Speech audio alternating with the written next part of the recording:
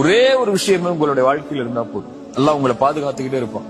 அந்த பாதுகாப்புல இருந்து நீங்க விலகவே மாட்டீங்க. அந்த ஒரு விஷயத்தை மட்டும் உங்களுடைய மௌத்து வரைக்கும் நீங்க கடைபிடிச்சீங்கன்னா போதும். ஃபஜ்ர் தொழுங்க. ரசூலுல்லாஹி ஸல்லல்லாஹு அலைஹி வஸல்லம் சொன்னாங்க, யார் ஃபஜ்ரை தொழுவாரோ அவர் அல்லாஹ்வுடைய பாதுகாப்பில் இருப்பவர். அல்லாஹ்வுடைய பாதுகாப்பில் இருப்பவரை எதுவும் திண்டாது. ரசூலுல்லாஹ்வுடைய வார்த்தை இல்லையா?